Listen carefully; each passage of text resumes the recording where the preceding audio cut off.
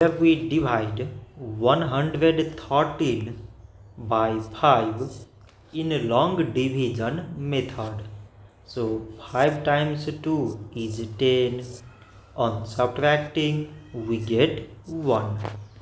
So now we put down these 3 and it is 13. So 5 times 2 is 10. On subtracting we get 3.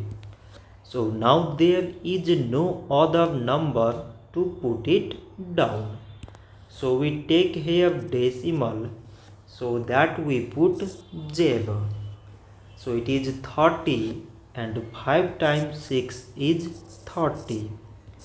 On subtracting we get 0.